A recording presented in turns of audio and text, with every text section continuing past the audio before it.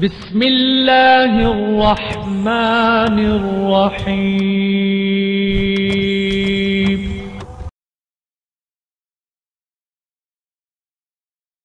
غلط تلاوت پہ چپ نہ رہنا، ہمارا منشور ہو گیا ہے۔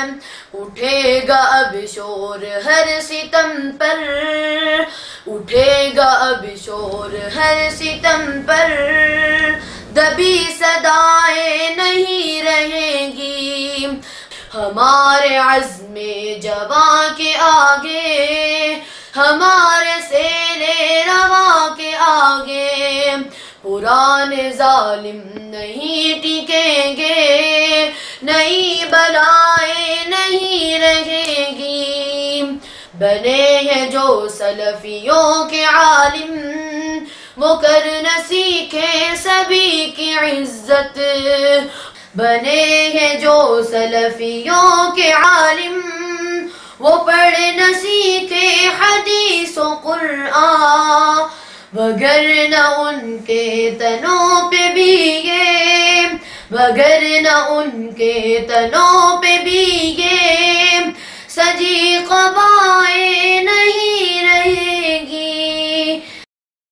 وآخر من شکلہ ازواج، وآخر من شکلہ ازواج، وآخر من شکلہ ازواج، وآخر من شکلہ ازواج، وآخر من شکلہ ازواج، وآخر من شکلہ ازواج، وآخر من شکلہ ازواج۔ طالب زیدی صاحب، جب یہ واضح ہو چکا کہ آپ نادرہ قرآن میں فیل ہیں اور دیکھ کر بھی حدیث شریف کو صحیح پڑھنے کے اہل نہیں، تو پھر آپ اس کا صحیح مفہوم خاص سمجھتے ہوں گے۔ حقیقت حال یہ ہے کہ تم لامذہبوں کی سوئی ایک ہی جگہ اٹکی ہوئی ہے۔ تم سب نے اپنے فرقے کے مخصوص عقائد بنا رکھے ہیں، اور تمہارا ہر خاص و عام، عالم اور جاہل، کمہار اور موچی، افسر اور چپڑاسی، ڈرائیور اور تانگا باند، زمیندار اور چرواہا، پڑھا لکھا اور ان پڑھ، استاد اور شاگرد، مقرر اور سامع، مرد اور عورت، بوڑھا اور جوان، ہر شخص انہی مخصوص عقائد و افکار میں اپنے 150 سالہ پرانے وڈیروں کی اندھی تقلید کر رہا ہے، اور اسے تحقیق و اتباع کا نام دے کر خود فریبی میں مبتلا ہے۔ یوں تمہارا ہر فرد کسی نہ کسی امام مسجد کا مقلد ہے، کسی مقرر اور خطیب کا مقلد ہے، کسی مصنف اور ادیب کا مقلد ہے، یا کسی پروفیسر اور ڈاکٹر کا مقلد ہے۔ محترم سامعین، آپ کے ذہن میں فوراً یہ سوال ابھرے گا کہ پھر سب لوگ انہیں غیر مقلد کیوں کہتے ہیں؟ تو واضح رہے کہ جس طرح امت اسلامیہ کے تمام لوگ پوری دنیا میں ائمہ اربعہ میں سے کسی ایک کی تقلید کرتے ہیں اور مقلد کہلاتے ہیں، ان کی طرح یہ ائمہ اربعہ میں سے کسی کی تقلید نہیں کرتے، لہذا اس حساب سے یہ غیر مقلد کہلاتے ہیں۔ پھر جب عمل کرتے وقت یہ لوگ اپنے آپ کو بے بس اور بے کس محسوس کرتے ہیں، تو پھر 15ویں صدی کے مولویوں کی اندھی تقلید کرتے ہیں، اور یہ ایک ایسی حقیقت ہے کہ نام نہاد اہل حدیث بھائی بھی اس کا انکار نہیں کر سکتے۔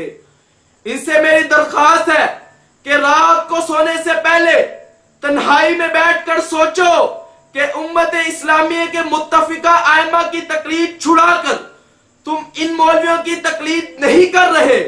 صرف نام اہل حدیث رکھ لینے سے کیا فرق پڑتا ہے؟ کیا جماعت اسلامی کا ممبر یہ سمجھ لے کہ بس جماعت اسلامی کی ممبرشپ سے میں اسلامی ہو گیا ہوں اور میرے علاوہ باقی سب جماعتوں کے ممبران غیر اسلامی ہیں؟ اور کیا جماعت اسلامی کے کسی ممبر نے کبھی یہ دعویٰ کیا؟ پھر کس طرح تم اپنی جماعت کا نام اہل حدیث رکھ کر اس خوش فہمی میں مبتلا ہو گئے کہ بس ہم ہی اہل حدیث پر عمل کرتے ہیں اور باقی لوگ حدیثوں پر عمل نہیں کرتے؟ تمہیں 2-4 اختلافی مسائل کے دلائل میں الجھا کر اس غلط فہمی میں ڈال دیا گیا۔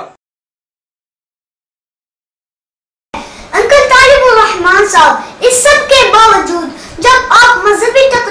کرتے ہیں اور بند کمروں میں بیٹھ کر علماء دیوبند اہل سنت و جماعت کو چیلنج بازی کرتے ہیں اور فقہ حنفی پر